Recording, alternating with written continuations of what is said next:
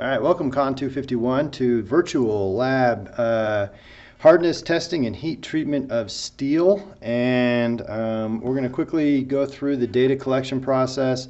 The worksheets can be found online. The lab write-up can be found online. But let's go over what we're going to do. We have two different samples we're going to be looking at today. One is an 01 tool steel, and the other one, which looks really similar, is called a 1018 cold rolled steel, CRS. You can see they're slightly different in color, with the CRS being slightly darker. What we're going to do is we're going to check the hardness of both those using, this is the Wilson Rockwell hardness tester. The lab's actually equipped with two of them. The second one's over here. And this will tell us how hard that metal is. So we're going to check the hardness of that metal. We're going to record it in the data table, and this sheet can be found on Canvas. This is the one that gives an overview of heat treatment. This is not what we're actually turning in. We're just using this for the data collection. So what we want to do right now is fill in the data table, and then and then you should be good to go. So if you look what we have here, we have both materials. We have the 01 material, both untreated, and the CRS untreated. And we're going to take it over to the oxyacetylene torches. We're going to heat them up, quench them, and then we'll have hardened steel, and we'll get readings there too. Each time we'll take two readings and take the average of those readings. So let's start with that 01 tool steel. One of these guys right here. I'll show you how this Rockwell hardness tester works. Basically what's happening is there's this really sharp point in here, and it's measuring how much or how far that little point will indent into this metal. The reason it's indenting is there's counterbalance weight, which is pushing it down. The way this works is I have these needles up here, right? And down here there's this big lever, and I turn that, and it's basically closing the gap. Once it closes the gap all the way, then these needles start to turn. I continue, what I'm doing is I'm setting the needle into the metal. I continue to go until that smaller needle hits the dot. So this little needle here hits that dot. Second part to set this up is I need this larger needle to be right on the 0. We're using the C scale, which is the outside black scale. So I'm going to use this lower knob to rotate the bevel on the outside so I can line up to 0. Now I'm locked and loaded. It's ready to go, ready to test. So this lever down here gets pushed, and that basically sets that weight free. And you can see that the needles are moving. The little point is getting pushed further and further into the metal. And I wait until this lever is completely stopped moving. So it hasn't quite stopped yet. Once it stops, I flip it back, and then this is my reading. See if that can focus. There we go. That top scale, each one of those is 1, so, and it's on the C scale, that outside. So this is a C7, 5, 6, 7, right? C7.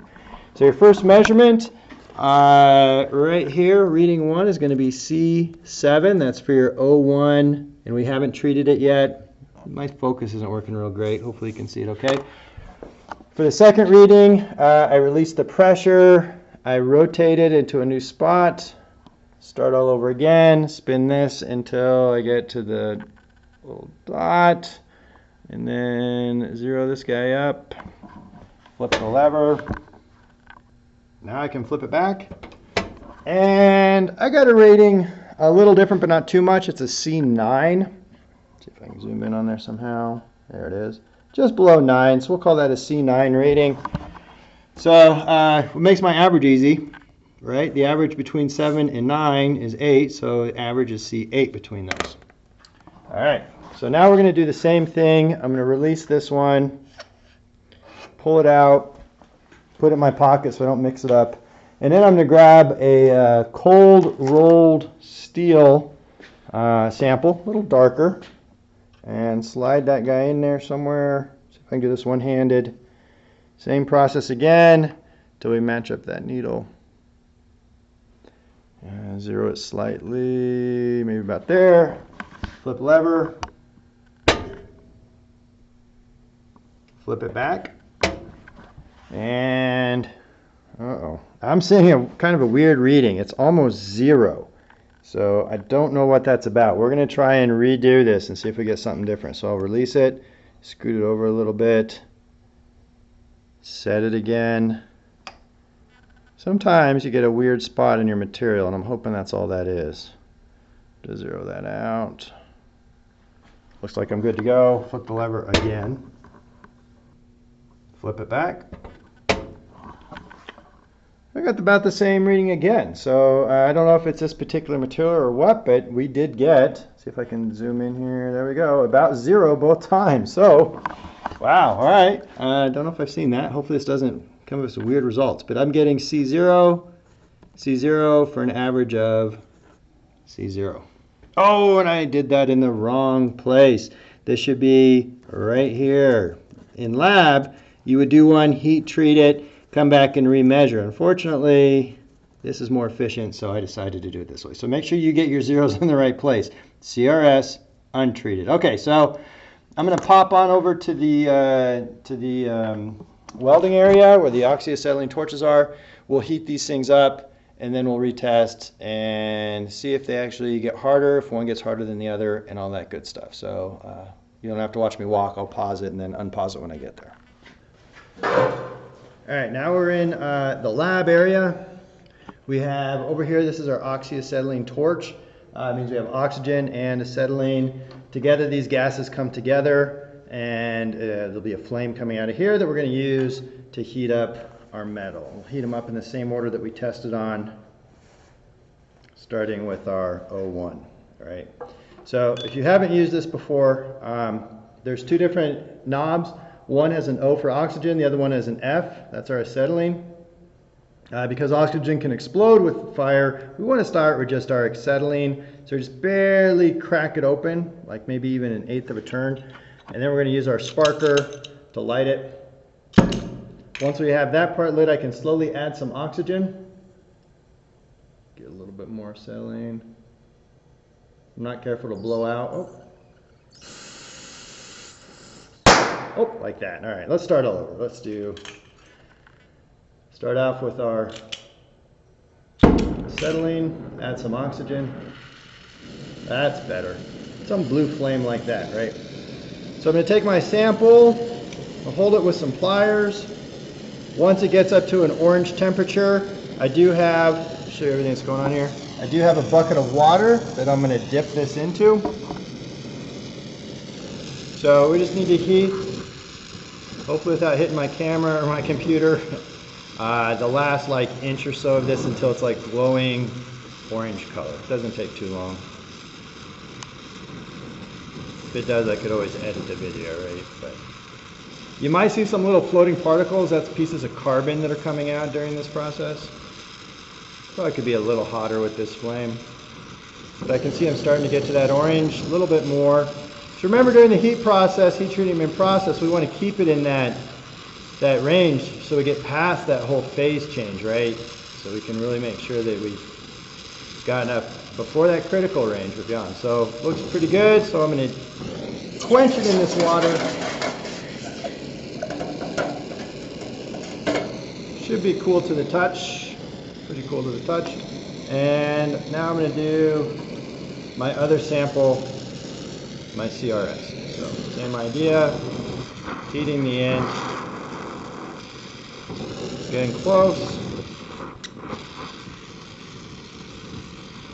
Something like that. Punch it.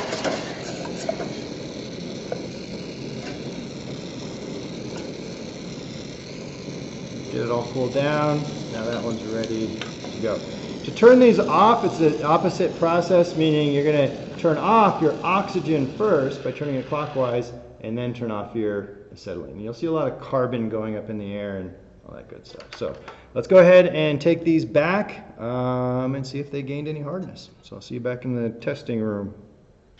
All right, back to the testing room. Let's start with our O1, since that's what we started with originally, and see if we gained any hardness. As a reminder, last time our average rating was a C8. So when I'm loading this in here, I'm making sure I'm with this heat treated part is where I'm testing it. I do have to do this one-handed, so I'm going to cheat it just a little bit and put it towards the center, and then I'm going to slide it over, make sure I get it near the end. Other than that, the process is still the same. Turn that just a little bit. Flip this guy.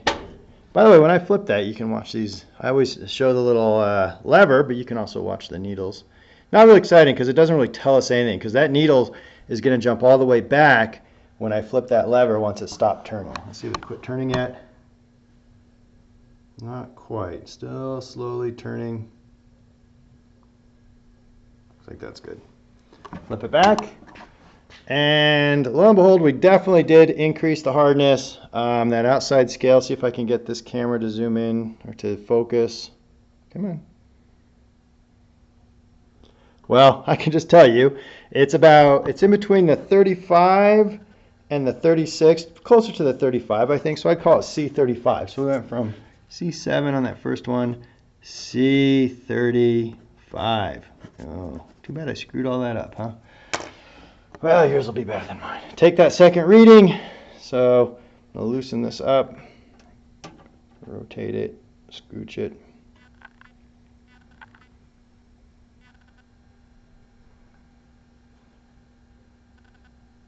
Something like that. Flip this lever. Looks like it stopped. Flip it back. And last time we had what? We had 35. This time we're a little more than that. There's 30. Looks like it'd be about 38. So still really close. So 35. See 38. What's the average between 35 and 38? Geez, do I have to do math? Where am I going to put it too? Well, let's say the average between that is, let's see, it would be 30, what was that, 6.5? Hopefully, double check my math there. Oh, I can't write one-handed and hold my paper.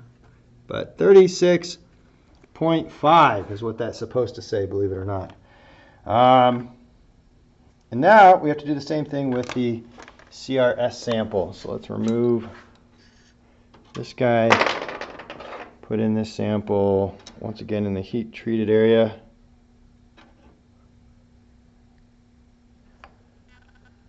Get this guy set up. Getting a little quicker at this, hopefully, after so many times. Flip this lever. Sit back. Wait for the magic to happen, right? Usually what happens is the needles stop moving, but this guy is still moving slightly, so we got to wait till that stops moving. Why that is, I'm not exactly sure. I think that it's just slowly setting. It's like creeping into the metal at that point, but we want the final distance in the metal, so stop moving. Looks like it stopped. Flip it back, and I'm getting like 41. So we started at 0. We've definitely gone up a lot. We have 41 for that hardness. It's a little bit of a weird result. I wasn't quite expecting it to be that high. So let's take another one and see what happens. The beauty of the lab, right? You never know what you're getting. I hope I didn't screw up my metals. If I mixed them up walking back and forth, I'm going to have to shoot someone. So let's zero this guy back out, something like that. And flip this lever. And by the way, that's why during the lab, what I do is I don't allow you to heat both at the same time, because they look so similar. It's easy to flip-flop and mix your two samples up. Depending what this number is, I may have flipped them up. I'll make that decision after we see this. So let's see. Is it done moving yet? Almost. Click right there, flip it back. About the same result. So I'm getting like about 42. All right. See, 42. I'm not going to make up data, but it's a little weird. Typically, what I expected to see was the O1 would gain much more strength than the CRS. But having the CRS start at 0 is a little funky anyways. So I don't know quite what's going on. But these are the results, right? 41.5. Whoops, 5. So both materials gained hardness. We went from 0 to 41.5 for the CRS, from 8 to 36.5 on the O1 hardened steel. So the last thing the lab asks is, what happens if I hit it with a hammer? I think the lab only says with the O1, but let's go ahead and hit both with a hammer. So I need to Get my safety glasses, head over to the vise, and let's check it out. All right, so let's start by looking at the, oh, did I mix these up? Let me see if I can tell the difference. The darker one should be the CRS. So let's start with the cold rolled steel, the CRS, and I'm clamping this with the treated part into the vise. And I'm going to hit it with a hammer.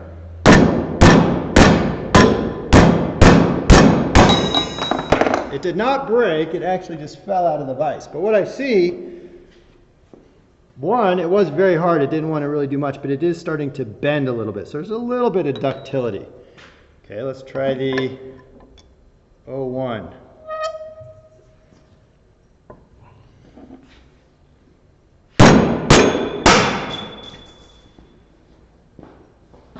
Oh, that one did not break either, it actually came out of the vise. Let's try this again. Really get that vise in there good.